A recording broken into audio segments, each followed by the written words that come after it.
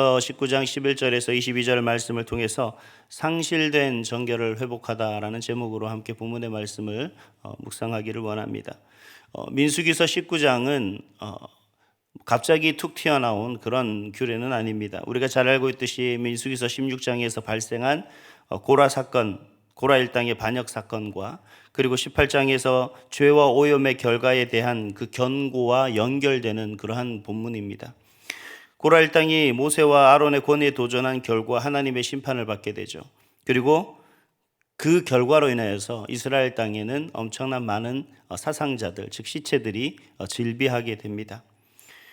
민수기서 16장 49절에 명시된 대로 따르면 약 15,000여 명의 집단 사상자가 발생하게 되었습니다.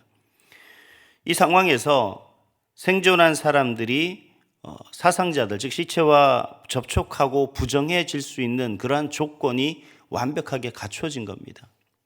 분명 율례에 따르면 시체를 만지는 자, 접하는 자, 가까이 하는 모든 자에게는 부정하다라고 하는 그 하나님의 정결법이 있습니다. 근데 이렇게 많은 이스라엘 전역에 걸쳐서 많은 사람들이 이와 같은 이스라엘 백성들이 많은 그 시체를 접하게 되는 경우는 사실 없었겠죠. 그동안 가족들에 국한되고 몇몇 사람에게 한정된 그러한 것이었습니다만 고라 반역 사건을 통해서 많은 사람들이 이스라엘 백성들이 거의 대부분 그와 같은 부정한 일에 직면하게 되는 그런 내용을 우리가 알고 있습니다. 그렇기 때문에 하나님께서는 자신의 거처인 그 성막의 정결함이 시체로 인해 부정함으로 침해되지 않도록 하시기 위한 하나의 예방책이 바로 오늘 본문입니다. 광야를 행진하던 이스라엘 백성들, 하나님의 성막을 중심으로 해서 동서남북으로 포진하고 있던 백성들에게 지금 집단 생활을 하고 있는 그런 모습이죠.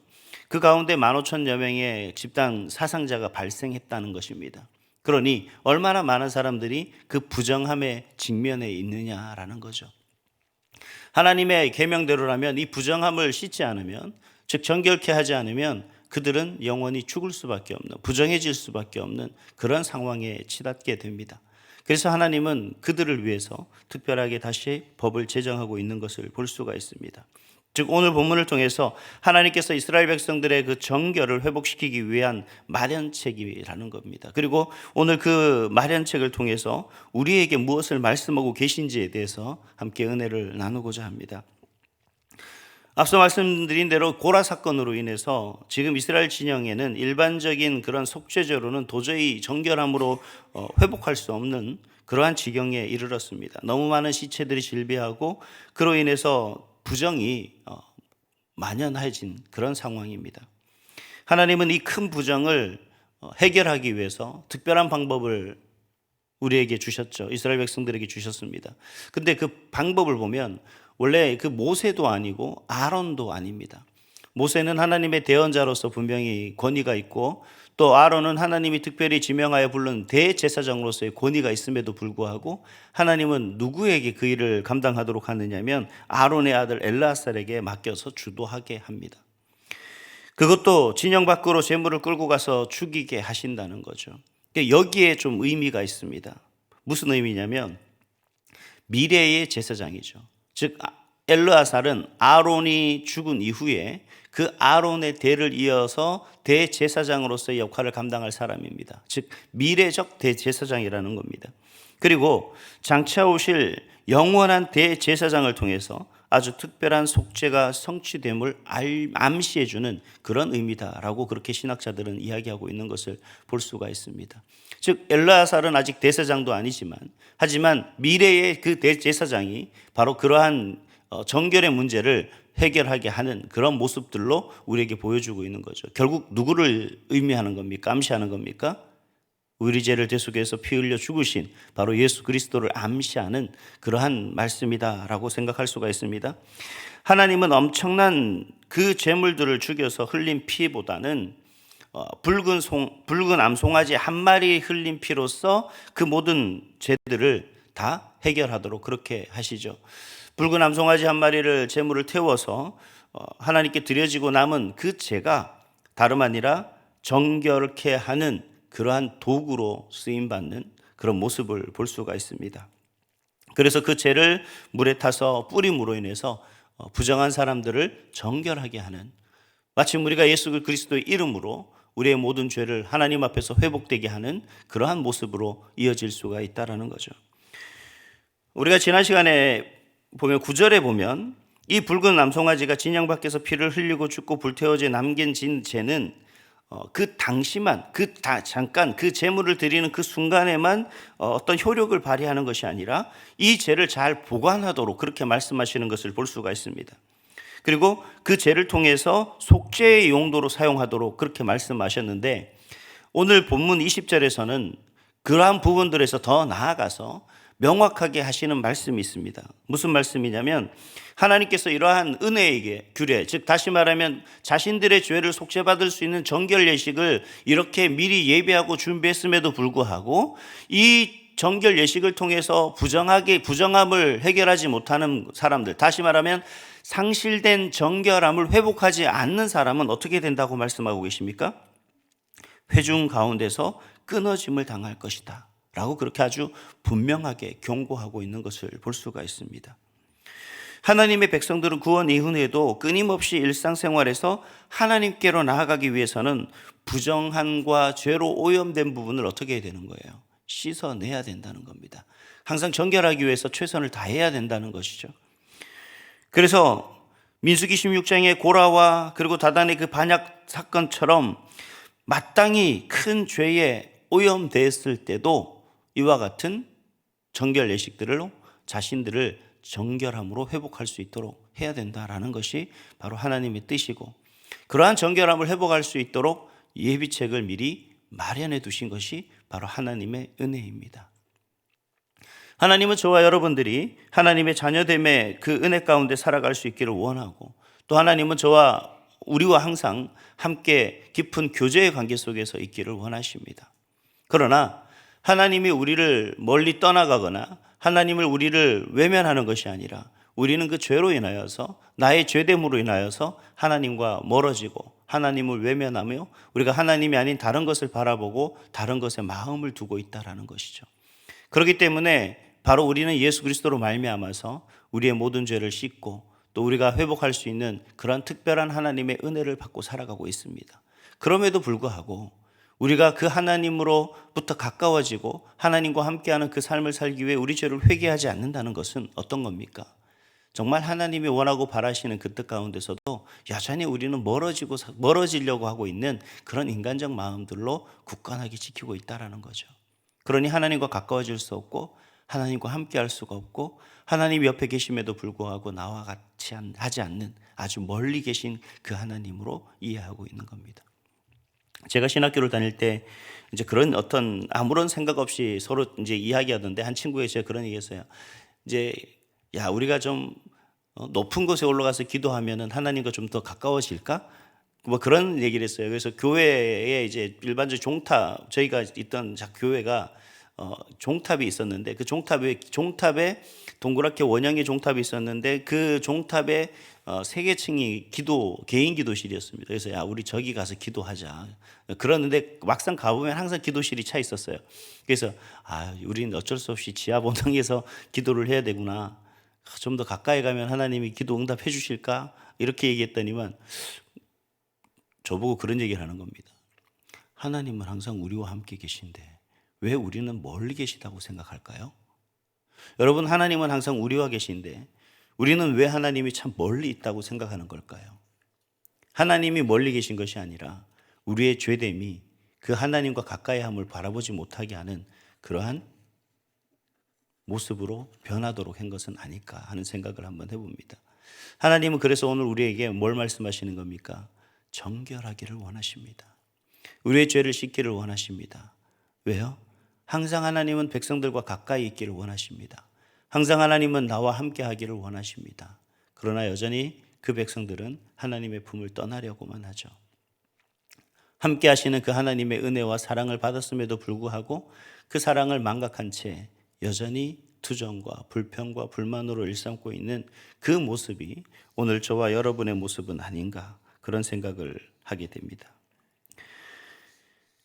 근데 오늘 본문의 말씀 속에서 또 특별한 뭔가가 있습니다. 그것은 다름 아니라 우리가 7절, 8절, 9절을 보면 읽지는 않았습니다만 제사장의 역할이 나와요. 제사장이 자기의 옷을 빨고 물로 씻은 후에 진영으로 돌아가는데 문제는 뭐냐? 그 저녁까지 부정하다. 그리고 송아지를 불사른 자도 저녁까지 부정하다. 암송아지 죄를 거둔 자도 저녁까지 부정하다. 즉 하나님의 정결 예식을 주도하고 감당해야 될 사람이 계속해서 뭐냐면 저녁까지 부정하다를 반복하고 있는 것을 볼 수가 있습니다. 더 나아가서 오늘 읽었던 21절 내용에도 보면 21절을 같이 한번 읽어볼까요? 같이 읽습니다. 21절입니다. 시작. 이는 그들의 영구한 율례니라. 정결하게 하는 물을 뿌린 자는 자기의 옷을 빨 것이며 정결하게 하는 물을 만지는 자는 저녁까지 부정할 것이며. 자, 생각해 보세요. 제사장이 여러 정결 의식을 하게 되죠. 치르게 됩니다. 근데 그렇게 정결하게 하는 제사장도 지금 뭐라고 얘기합니까? 부정해진다라고 그렇게 이야기하고 있습니다. 이상해지지 않는 거예요. 정결한 제사장이 그 정결한 의식을 행했을 때 우리는 정결하다라고 생각하는 게 일반적인데, 오늘 본문의 말씀을 보면 그 정화수를 뿌린 그러한 사람도 자신의 옷을 빨고 진영 밖으로 나아가서 저녁까지 기다렸다가 정결하게 되면 다시 진영 안으로 들어올 수 있다, 이렇게 이야기하고 있는 것을 볼 수가 있습니다. 레위기서 16장 23절과 24절을 보면 제사장이 그 정결한 세마포 옷을 입고 자신을 정결케 한 후 가장 정결한 성소로 들어가죠. 그런데 그 거룩한 지성소에서 나올 때는 정결한 세마포 옷을 벗어서 거기에 두고 거룩한 곳에서 물로 씻고 다시 자신의 옛 옷을 입었다라는 겁니다. 이 말은 무엇을 얘기하는 걸까요? 가장 정결한 상태에서 가장 거룩한 지성소로 들어갔었는데 그가 나올 때는 왜 몸을 씻어야 되는 거죠? 이 역설입니다.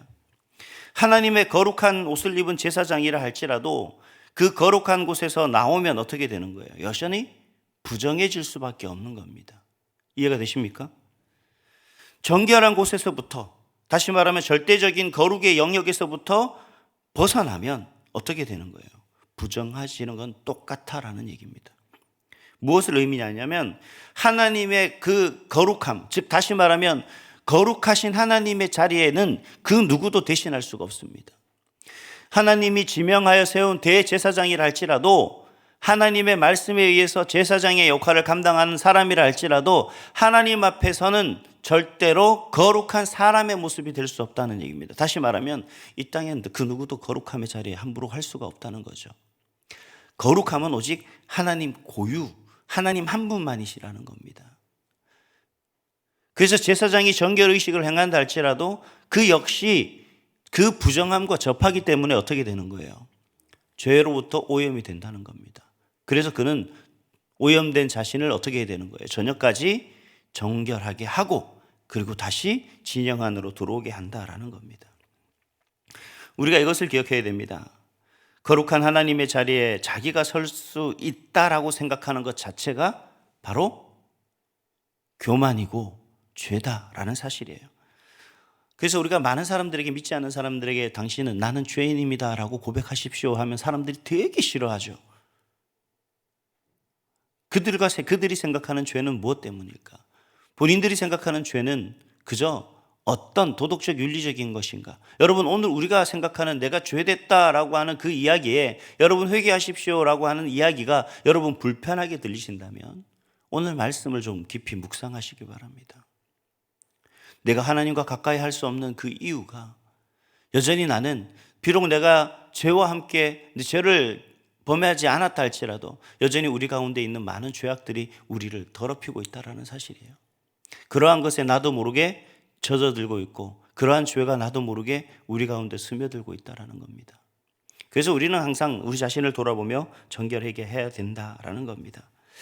사랑하는 성도 여러분, 하나님을 멀리하여 죄를 짓는 것만이 부정이 아닙니다. 내가 지성소에 머물러 하나님 맹행세를 하는 것도 부정이고 어쩌면 더 큰 부정이다라고 할 수가 있겠죠.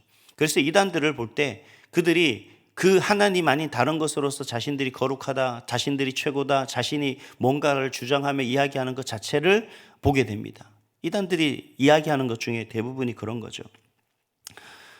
그러나 오늘 본문에서 말씀하고 있는 것은 바로 우리의 중보자는 영문 밖으로 끌려가서 우리의 죄를 위해 피 흘리시고 십자가에 죽으시고 부활하신 그 예수 그리스도 뿐이라는 사실입니다.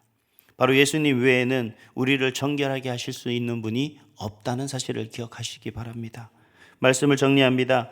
하나님은 이스라엘의 큰 죄와 반역과 불신으로 인해서 부정을 너무나 특별한 붉은 암송아지 속죄제를 통해서 우리에게 특별한 은혜로 이끄시는 것을 우리가 볼 수가 있습니다.